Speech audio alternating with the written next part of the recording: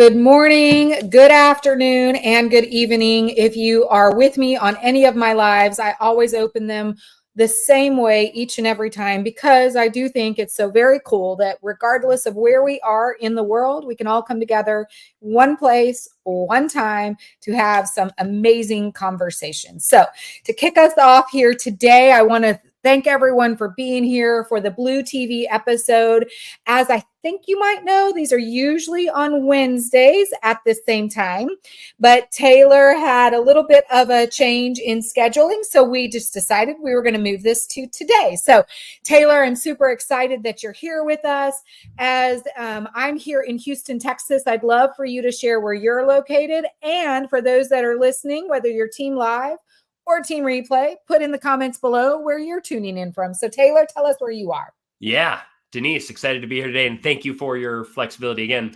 I'm coming in from San Francisco. If anyone out there knows the city well, I'm in the Richmond neighborhood, right above Golden Gate Park. I have only been to San Francisco one time ever in all of my life, and I loved it. When you watch San Francisco, when you see shows on TV or movies on TV where it shows the old San Francisco, I mean, it is really like that. It is so super cool when you actually get to go there and experience. Now, it's different when you go because there's that little coastline, right, where you have all those shops. It's ringed by coastlines. You got the beach on one side, you got the Embarcadero and the boardwalk and the baseball stadium on one side. On the north end, you've got some of the pier buildings with, it's a little more of a touristy area, Pier 39 up there and everything. But you could ring the whole thing just walking along the water. It's so super cool. I love San Francisco. And I've only been there once. So I'm so glad you're joining us from San Francisco. Again, as a reminder, I'm here in Houston. Regardless of whether you're team live or team replay, put in the comments below where you're located. For those of you that don't really understand Blue TV, just to give you a little snippet of the goals here, it's really just to bring some amazing people here together who have had some great success here on LinkedIn and learn a little bit about them, what they're doing, and then really what has helped them be so successful. What are some maybe strategies or tips or good takeaways so that you too can learn from them and use those to make some practical effort in getting just better at LinkedIn. So Taylor, I would not do you enough justice if I introduced you. So I would like for you to do your own introduction, but I want to first maybe share with everyone how Taylor and I met. Interestingly enough, we were just having a conversation in the comments here on LinkedIn. We weren't even in the same group yet, which now we are.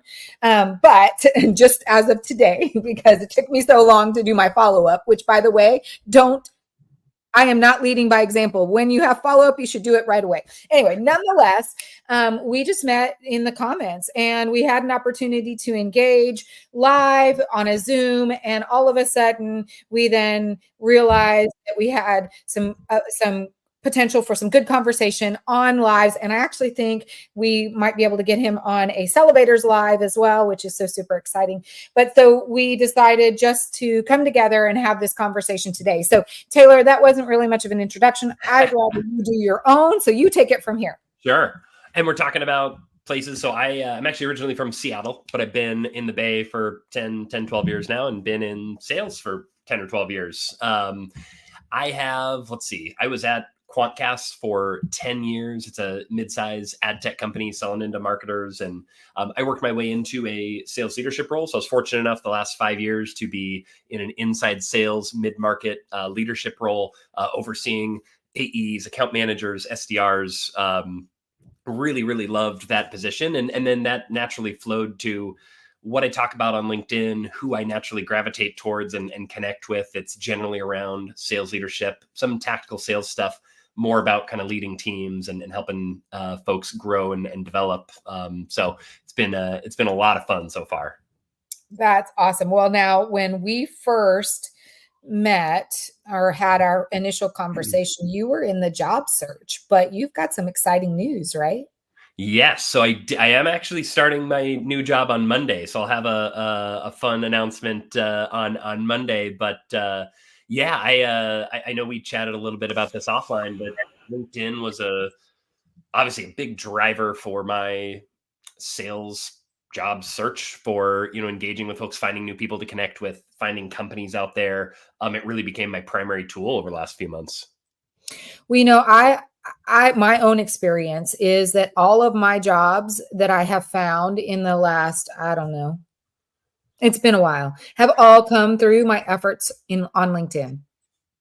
Yeah, it's not only just the network to say, oh, I know Jane, who Mhm. knows Tom here. It's also your personal brand in a lot of ways. Once you do have a good amount of content there, and maybe you've done conversations or shows like this, you don't have to reach that level. But when you have your body of work on LinkedIn and you've engaged with content, maybe put out content, all of a sudden hiring managers, potential colleagues can see, hey, this is something that, and I've been active on LinkedIn, call it a year and a half, couple of years now.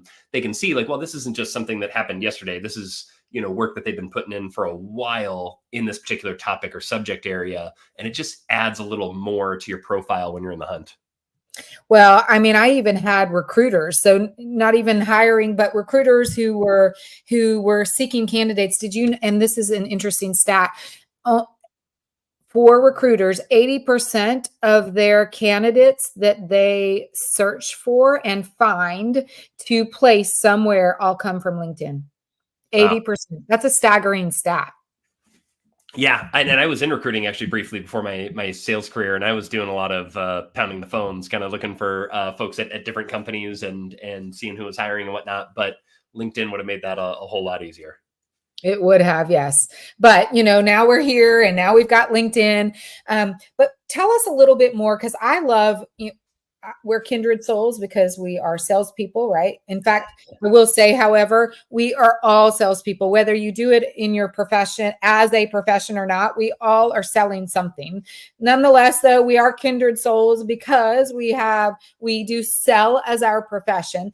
Tell me a little bit how you got into selling. What was that, because I don't know about, okay, so I had a conversation with someone else. Not everyone, although I intentionally sought out sales, not everyone actually chooses to go into sales. Sometimes they fall into sales. So tell me maybe your journey. Yeah. So my first job out of college was at Bloomberg. Mm-hmm. And at Bloomberg, I was part of the help desk or the customer service desk. And so Bloomberg, you've probably seen the Bloomberg big financial terminals in the movies. Everyone's doing their charts and their trades and whatnot. Well, when you need help on one of those, you pop up a chat with me. Well, I learned pretty early on that, the stuff I liked doing in that role, like if someone sent me a question about their Excel sheet, I just hated it. I just, it was like nails on a chalkboard. I had to drag myself through those, but someone came in like, hey, can I hop on a call? And they'd send me a phone number. Like, yeah, great. I could do that, and just chat through what you're trying to solve and resolving stuff a lot faster and whatnot. So there were two career tracks out of the customer service desk. One was into sales. One was to become more of like an advanced analyst. And I realized that just, Excel wasn't for me, and sitting behind the computer doing some of that stuff. It's for, many people, wasn't for me. And leadership at the time saw in me maybe what I didn't see in myself, and that I should be pushed down the sales track. And so naturally it kind of fed me in that direction, and been there pretty much ever since. I love that. So for me personally, I actually graduated with a fashion merchandising degree. Now, mind you, I were only a few hours shy of a music education degree, but I switched it up, went into fashion merchandising. And so my very first job out of college was working for Bath and Body Works in management. And, I thought I was cool. I had a salary, and, they only hired college grads to be, or at that time they were looking to hire more college grads who had majored in something like, fashion merchandising. And what I realized was that I did not love, and I'd worked retail for a long time, most of my college career and even some in high school. But as a college graduate, I did not love greeting people at the Bath and Body Works front and saying, hey, welcome to Bath and Body Works. Have you tried this new fragrance? And I could not imagine having to go through another Christmas working in that industry. So I was like, okay, what the heck am I going to do? And I looked at those people who were super successful, or at least in my terms, what I defined at that moment, because, we all define success differently. For me at that moment, it was money. And those that were making the most money were in sales. So I thought, okay, that's where I need to be. I need to be into sales. So I actually chose that profession, where it seems like you, which I think is not uncommon, you kind of just fell into it because you were in this role where it was one of two paths next, and your leadership saw you really as a salesperson rather than the other path, right? And so you kind of just migrated, for a lack of better way to describe, you migrated into that role. Yeah. Yeah, absolutely. That's a good way to describe it. And I am fortunate that, maybe if I had been given a choice, maybe it would have been like an advanced analyst, because that sounds cooler and, than a sales title. But no, I'm glad that they pushed me that direction. Well, tell me what you love about sales, because now you've been doing it for, you said, over 10 years. What do you love about sales? Yeah, I think there's two different elements, because about half that time I've been in sales leadership, and for sales, for me, I love the so okay, I'll start with the leadership side. Being able to do two things: one, kind of puzzle out and fit together pieces of data to figure out how to make a team run more smoothly, right? And that's Which, by the way, that's the analytics, right? So when he talks about the analytical background that he had as a help desk, that's the analytical side. Yeah. So, how do you pull together different pieces of data? How do you find a really strong operating rhythm for your team? How do you, find, because there's you don't want to coach entirely to the numbers, but finding the numbers that do provide a template and framework for your team is really important. And I love puzzling out and solving that stuff. And then on the other side of it, the people development piece, and saying, okay, how am I going to get this rep who, especially coaching on inside sales, your reps aren't going to be with you forever. They're generally a little more green, which is great, because they, enterprise reps, maybe they don't take your coaching as much because they've been doing it for 20 years, but someone who's been in sales for just a couple of years, they want that learning, that development, they want to grow to the next stage. And so you have two parties who really want to support that growth and development. That's always an awesome piece. And then on the sales side, when I was an AE and at a couple different places, that strategic element of just, identifying, what does this business need? How do I, provide that for them? And then the achievement factor, getting something across the finish line. It's a really great feeling. And so there's a lot of elements of sales that I've really enjoyed. Yeah, I used to, and I still tell, but my role has shifted a bit, because now I own my own business where I am a sales coach. I still have to do selling, but it's very different than what I did in corporate sales. And even as corny as this sounds, I've always been this individual who loves to help. Like, I love to be of service. If you look back at my history and my experiences, there's a lot of philanthropic opportunities that I've taken on, or where I've just, as a volunteer, maybe it's not a philanthropy, but like my homeowners association, where I was president for like 11 and a half years. That's insane.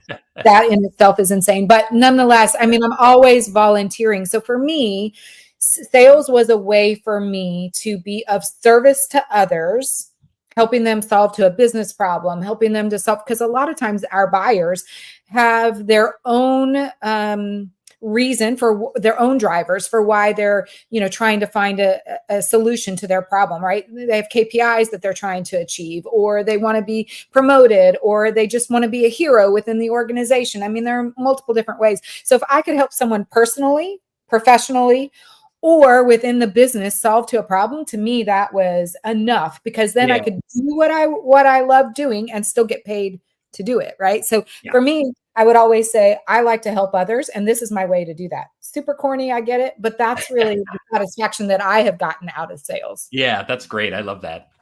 Yeah, we all, I think, have different reasons for doing what we do, right? But I think we have to find just what that reason is, and that has to be our driver every day, because sales is hard. Yeah, and it shifts. That the why changes, and I've seen that a lot with reps, and it's younger reps sometimes tends to more be the title, the promo, the money, that's where I was when I was young, and like you mentioned, with graduating college, and there's nothing wrong with that, and you start to see it shift. Some reps really crave the learnings and the growth. Some really crave the relationship with coworkers, or recognition, or there's a lot of different things that are going that you're going to see from your reps in terms of motivation, and they change over time. So this would be a great question to ask you then. If you reflect back on your last role that you were in, because you were in a role and then you had a period of time where you were searching for your new next role, and now you've landed your role. Between the role that you had and the role that you're moving into now, did your why change even in just that short time?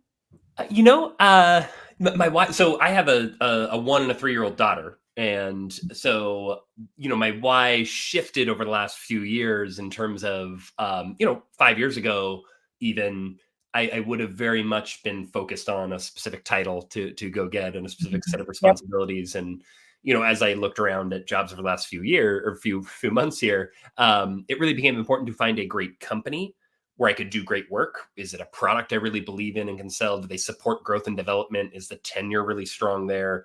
Are they in a relatively stable position? I wanted to find a place where I could have a home for, another 10 years, hopefully. And so it had to be a strong product. It had to be a great leadership team. And it didn't matter if I was an AE or a frontline manager or a director or what position it was.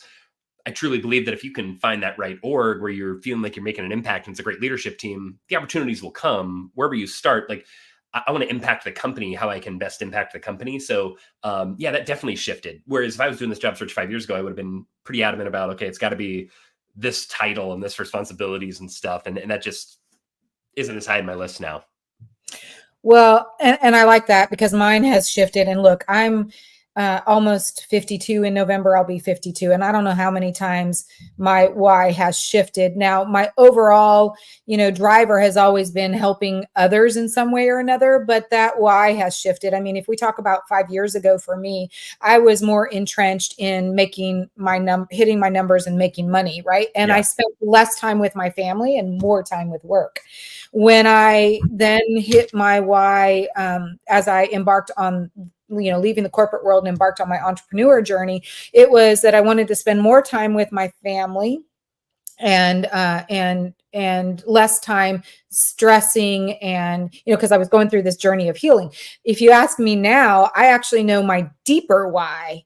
And I realized why sales was so important to me and why when I talk about coaching and sales, it's all about being curious and asking questions and creating this experience that the buyers of today, I think, truly demand. Is because as a kid, I didn't have that human experience or that childlike experience that I think every child should have. And so I have always sought that out as an adult. So I think, where I'm going with that, I share that only to say, I think as we evolve, whether that's because of our circumstance, our family, our, learning more about ourselves, I think our why evolves over time. And what your why is today may not even be your why 2 years from now. Absolutely. Yeah. And like you're saying too, like you could have a common driver helping people. There's things about sales I think I'm always going to love. The ideal fit for me, how do I respond to those valleys? That will certainly shift. I've already seen that a few times and anticipate more of that. So what are you the most excited about in this new role? I've not joined a new company in 10 years. So I'm learning a whole new That industry. in itself is pretty exciting, right? Yeah. That's exciting. There's a lot of, new people to learn from. And, it's an entirely new industry. So I'm going to learn a lot about that. But, anytime, one of the things I was so excited about when I would hire people in my last role is just, they're going to bring all that experience from their other roles in, and I'm going to learn how to use these tools better. And I'm going to learn kind of how they approached cold emails or whatever it may be. Now I've got hundreds of people to do that with, and so there's just so many people I can learn from. And it's a big team that, they're on an upward growth trajectory, and I'm tasked with helping to continue that momentum. And so, there's an excitement when a company is growing and moving. There's some pressure involved in that, and that's great. But I'm excited to, really get in there, add some energy and learn from as many people as possible. I love that, because what I find that we sometimes as individuals get so caught up in our own world, right? We have our blinders on and we're focused with our tasks for that day or our goal for the company for that week or that month or that quarter, that sometimes we forget how valuable and important it is to continuously learn. whether that is reading articles on LinkedIn or going to a news site and reading the top news, or pulling out a book that's industry related or something that you want to get better at. I feel like we sometimes get so caught up that we forget how important and valuable it is to learn. So I love your perspective and that energy around the excitement that you get to now experience all these new conversations and new people with new experiences so that you can learn more. I mean, that's awesome. I'm very excited. Yeah. And, you mentioned LinkedIn too. Like that's one of the reasons I got into being more active on LinkedIn. It's just a huge free school. There's some stuff you got to take with a grain of salt, and some stuff's maybe not in your industry or the type of persona you're selling into. But the more time you spend kind of interacting with folks and kind of whittling down the list, you find the folks who are speaking to you, to your role, who have experienced similar challenges, who have great tidbits to share. And so that's been one of my primary drivers in getting involved in LinkedIn, is really supplementing the learnings that, let's face it, like a lot of enablement teams at companies are underwater through no fault of their own. Those investments have been cut. I think enablement people are heroic in their efforts often, but they're constrained by just how many resources they have, particularly for sales leaders who typically don't get a lot of love. A lot of enablement resources. So it's a great way to supplement what you're getting internally at a company and add on to those learnings. So I love that we segued into LinkedIn, and we've touched on it a few times in our conversation thus far. But I think this is a real opportunity for us, because there's a lot of people right now we've heard about, especially in tech sales, the layoffs that have been happening. Even just here in the last few weeks, that the companies that are laying off. So there's probably a ton of salespeople who are out there looking for a job right now, or their next new role, and who are, maybe they found their groove on LinkedIn, but they need to step it up a bit more, or they're out there not really sure how to tackle LinkedIn. What are some of the things that you did in your job search? Now, mind you, for those that weren't listening or that are joining us new, Taylor had mentioned he'd been on LinkedIn for the last year and a half. But when you really started your job search, what are some of the things that you did that maybe you could share with others that might help them? Yeah. So I think the first biggest, most important thing is just to share the news. And it can be really difficult. I get that. Like, I tied up a lot of my value and self-worth in having a job like that. And sharing the news was tough. It wasn't an easy thing to do. And whether it is because there's a certain, kind of shame feeling with it, which I was feeling, or, you're tend to be more shy or introverted, whatever it is, the benefits you're going to see from opening up this news to your network is far outweighs maybe the uncomfortability you might have in the short term. And I can just share from experience, and this wasn't a result of me being active on LinkedIn, but the amount of folks who I'm trying to remember who it was, the power of weak ties, or the power of weak connections. I forget the name of the terminology. That really showed up. People who, I lived in the same dorm hallway in college, or, folks I worked with 5 years ago at another role, or friends of friends, or just LinkedIn friends I've been making over the last few months. So many people reached out, whether via comments or shot me a text or sent me a DM. That is the best way you can kick off your search. It really opens up so many doors right away for you, because then you're not having to hunt down individual folks to say, okay, who do they know here and where have they worked? And you'll see a lot of that proactive inbound connection, which was it's also a wonderful feeling. And to say, okay, well, I've got my confidence back because here are so many people who want to help me. It's a great way to help spark that a little bit. So absolutely start there. And Taylor, something I was going to say that I wanted to add is, I think this is, there are tons of people out there who are super kind and who want to help. The problem is they don't know how to help, and they don't know who to help. And so if we don't ask for it, and even if, I know you were going to go into kind of what your first step was, adding the open to work, right? So I'll let you share more about that. But I think if we don't ask people, if we don't tell people, if we don't let them know we need help, they're not as willing to do so because they don't know that you need it, or they don't know how. So if you can first tell people that you need help and then tell them how you need help, I mean, the people will come out in the woodwork. People want to help. It makes us feel good as individuals when we can serve others. So Yes. we're helping someone else and we're helping our own selves. And don't be concerned if it's your first LinkedIn post ever. That's fine. People are going to see it, and people are going to come to your aid. Like you were saying, people naturally want to help others. So, I changed my headline. I was very open about, sharing stuff about the job search. And then, on LinkedIn, you can think of it like your resume in a lot of ways. So do you have any work materials? Were there any, things that you accomplished? Think about turning your LinkedIn into more of a resume.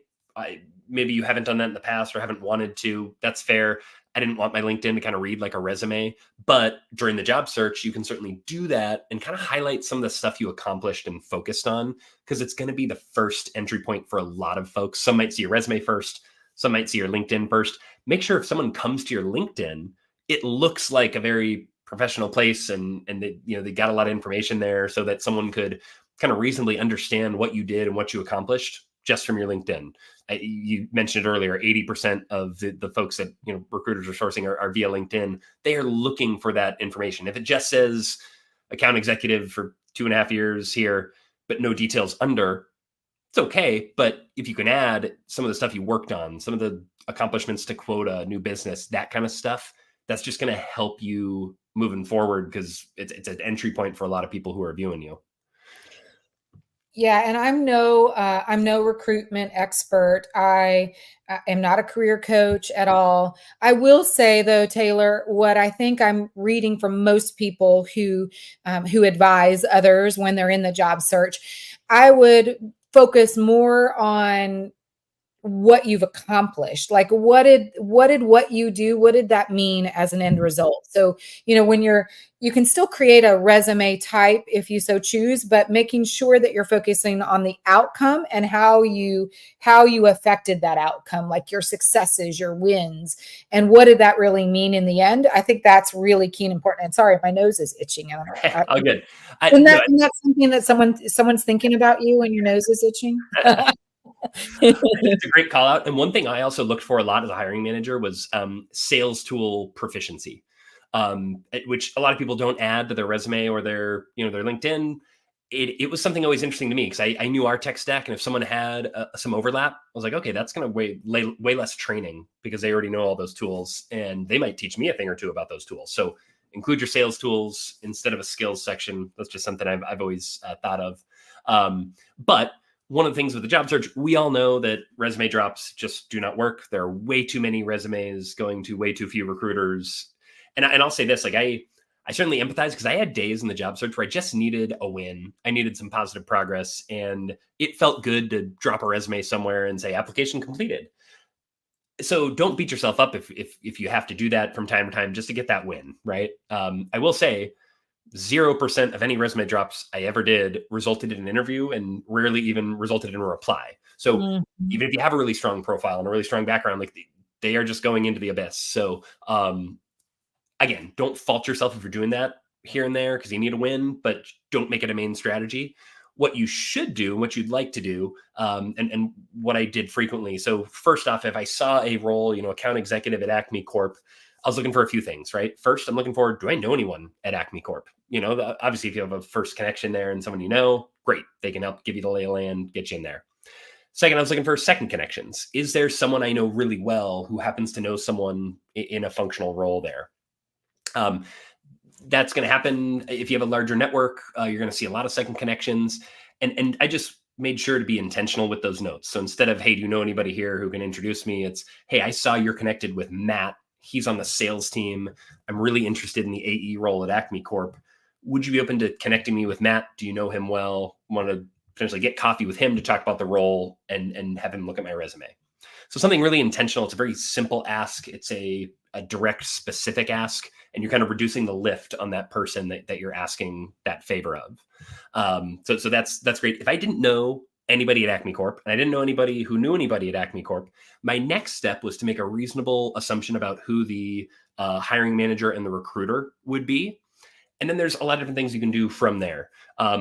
Connection requests, great. Once you're connected with them, you can send them LinkedIn voice notes, which almost nobody sends. It's a great way to stand out. You can use a free tool like Apollo. I know Apollo has a paid tool that many sales professionals use. They also have a free tool. So if you are a job seeker, you can use Apollo. You can look up folks' emails and mobile numbers. Hiring managers love to get cold called, especially if you're looking for a sales role. I cannot recommend that enough. Drop them a line, but you can send them an email. You can use Loom to send videos or some other video tool. I had a lot of success sending video notes there. So again, you kind of start with the first connections. Who do I know? Can I get in there? Second connections, release a specific note. And then third, find some way to break through the noise with who you think that hiring manager and or the recruiter are going to be, and more the merrier, to help just avoid that blind resume drop and get your name at least in the review pile. Oh, you're muted.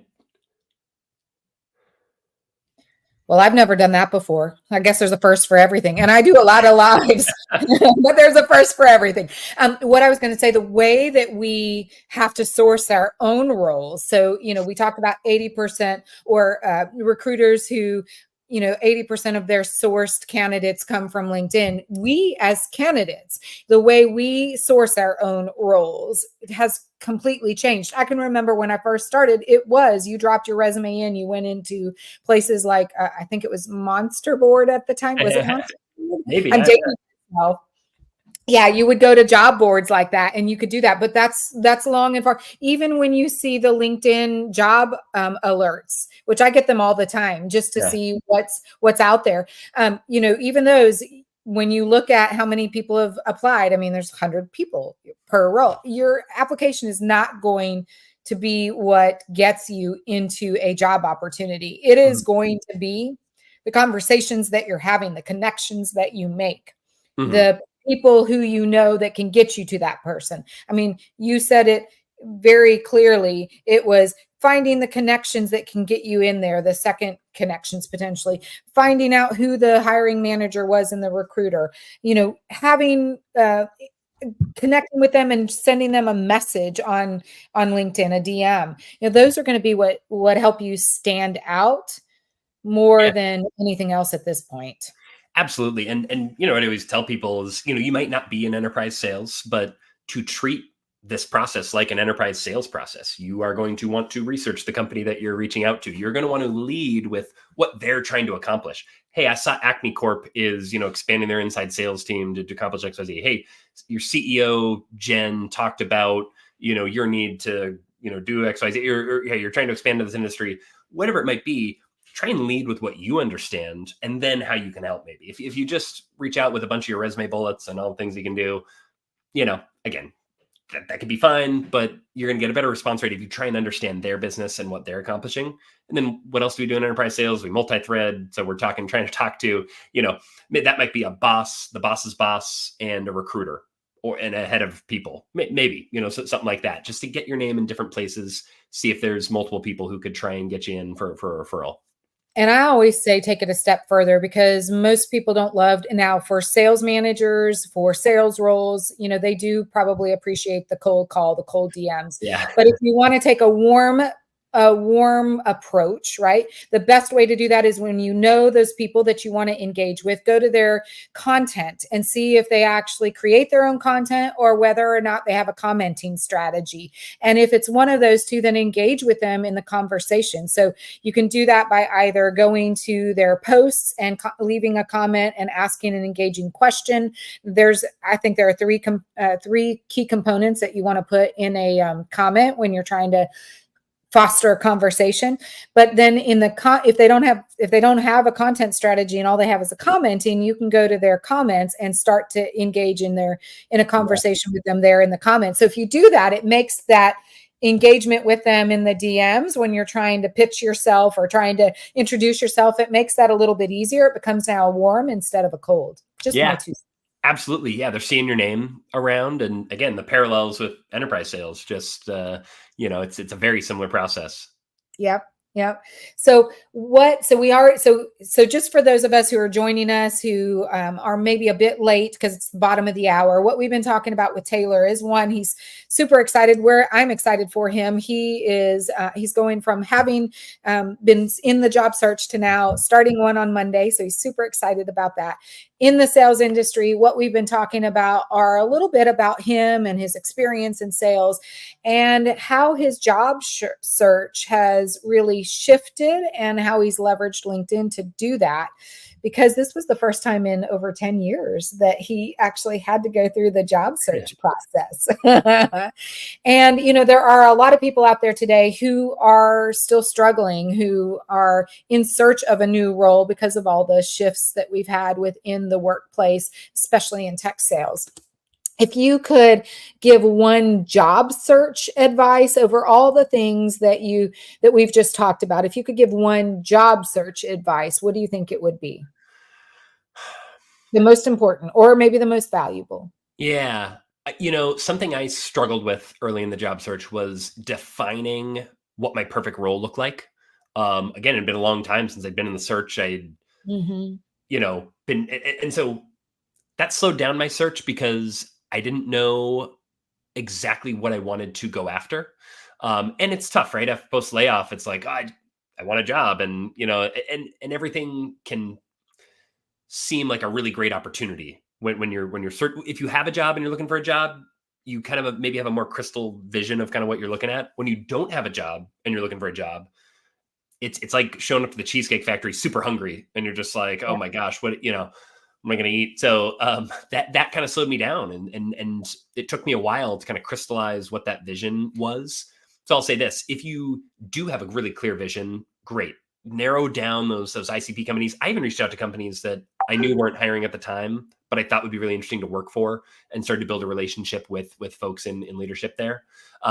If you don't have a really clear vision, which was me for the first couple months, I said yes to a lot more conversations than I naturally would have, and I sought more kind of conversations and connections than I normally would have pursued to help me figure out what I wanted to do. Mm-hmm. So I started with a pretty wide net, and as I had conversations with hiring managers or people who were also on the hunt, or there was that took a lot of different flavors. That helped me narrow down more and more until over the last month and a half or so, I had a really clear vision of what I wanted to accomplish with the search and where I wanted to end up. So that helped me. If you don't have that really clear vision, that's one way you can maybe narrow it down. And that adds so much clarity and focus for the job search.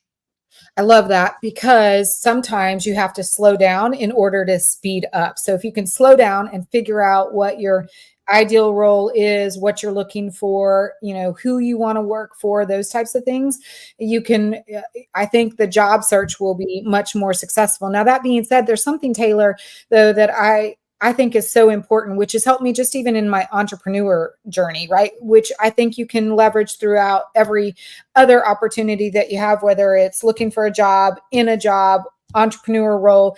It is that the more conversations you have, the better you get at it. So even if you are struggling and trying to figure out what your role is, I like that you actually still went out and had those multiple conversations, because the more you do that, the more you refine your own, as you mentioned, the more you refine what you want.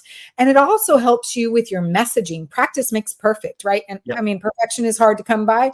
So progress over perfection, right? I always say that, but practice makes perfect in order to get you to that, where you're progressing, right? So I think having those conversations is so very important, so that you can not only hone in, but just practice, because that sometimes is the scary part. It's having the conversations. If you can have the conversations, then you're getting past the scary part and you're getting better and better. So when you get in front of the right people, you're delivering in a way that is impactful and really, it really shows off who you are, because a lot of times our nervousness, our imposter syndrome, our lack of confidence ends up showing more so than who we really are, which And I've got a big whiteboard over here, and the first part of my job search was just sitting down and trying to kind of remember all the good stories and the stuff that I should be telling in the job search, because just looking at lists of potential questions I might be asked, like you could be asked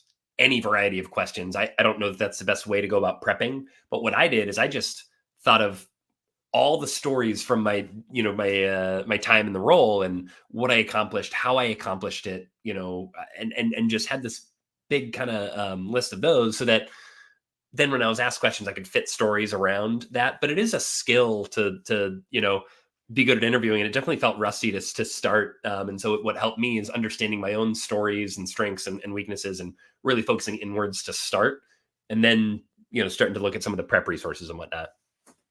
I love that. So tell me though, now that you have a job, how, your new role that you're starting on Monday, how are you going to leverage LinkedIn going forward? Because now so what I've seen, and I haven't known you that long, but if I look at your past content versus now, I mean, you're a bit more active because of the need to be more active, right? Yeah. But it'd be interesting to know how is your LinkedIn effort maybe going to shift, if at all, at this Yeah. point?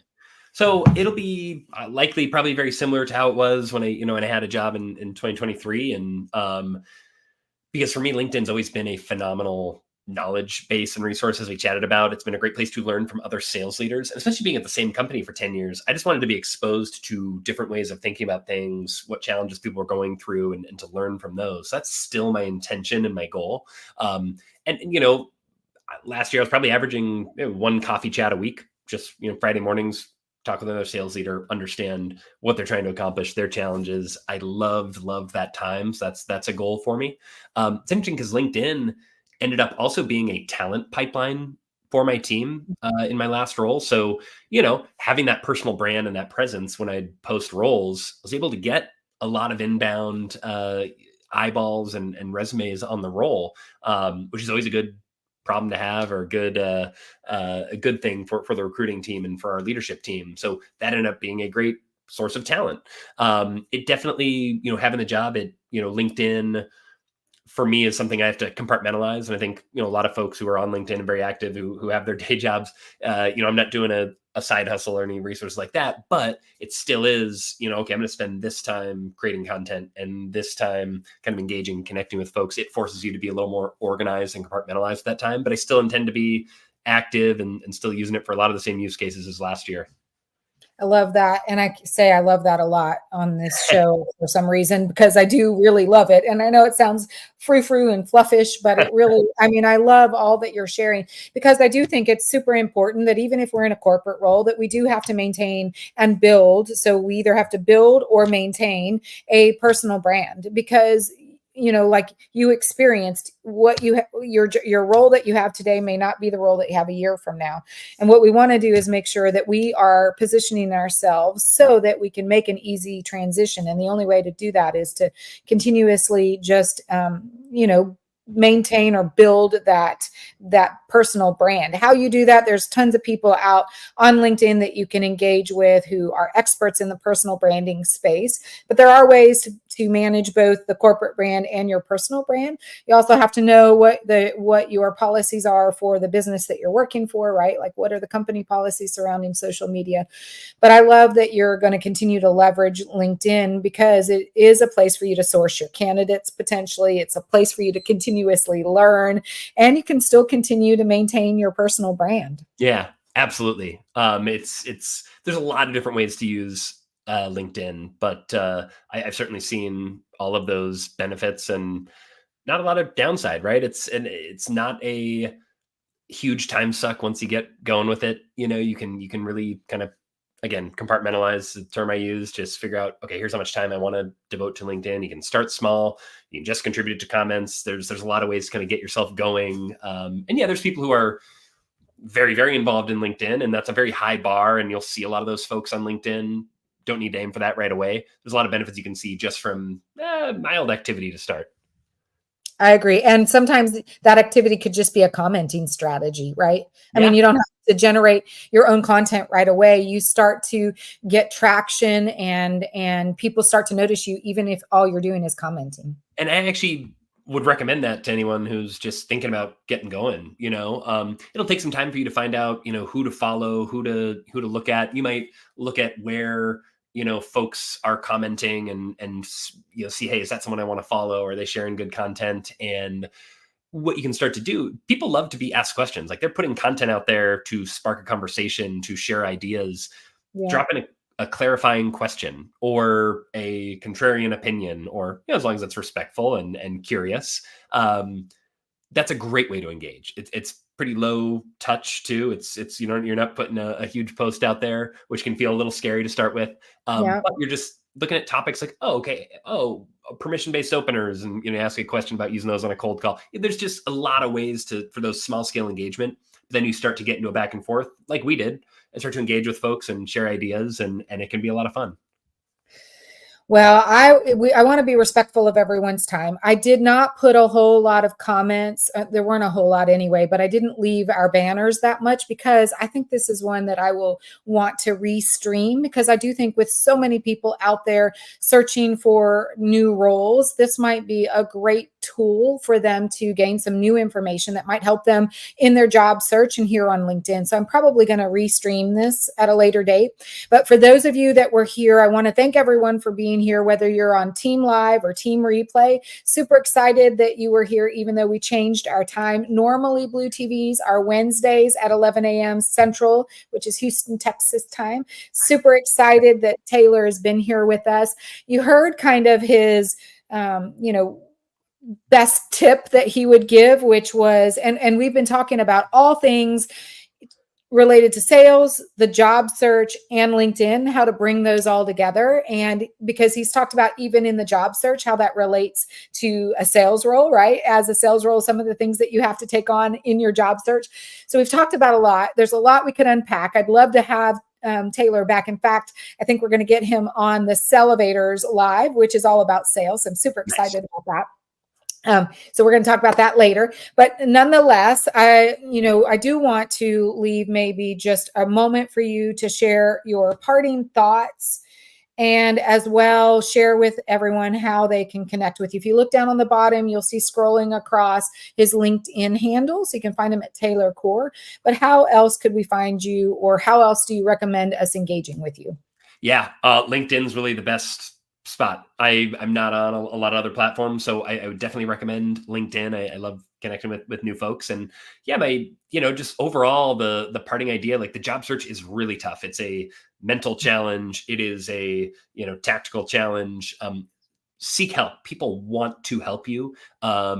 Even folks you wouldn't expect maybe want to lend a hand. Everyone's looking to help. So be open about your job search, reach out to folks, even if they're kind of a loose connection, and help will come. And if you need help with strategy, tactics, stuff like that, there's this episode, obviously, there's a lot of folks who share kind of tips and tricks around their job search. So there are ways to kind of break through the noise a little bit. And I've been there. It's tough. Find the help. It's out there.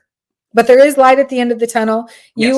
You are a shining example of that. And I'm super excited for you. I'm honored that you joined us. And again, if you have, we can connect you to all the people that you might need to be connected to as it relates to personal branding or specific to the job search. But if you want Taylor's experience and all that he's been able to achieve, or if you just want to ask questions about sales or LinkedIn general questions, you can reach out to either of us. Get in the comments, go to the DMs, just engage. I mean, that is really how you build these amazing connections that help you, whether you're in sales or whether you're here just to promote your business or you're in the job search. The way you do it is engaging because people want to help. I'm going to piggyback with what Taylor said. People want to help. You just got to ask. Absolutely. So thank you, everyone, for being here. Taylor, stay on for just a minute. We'll end the stream. I want everyone to have a wonderful rest of your day. Look forward to seeing you here next Wednesday at 11 a.m. And for those who just can't get enough of these lives, I do have another one tomorrow at 10 a.m. Central Time, and that's my Coffee with Denise. So look forward to seeing everyone here in the comments or on next week's live. Talk to you guys soon. Thank you, everyone. Well, maybe. I always do this. Let's see. Here we go. End stream.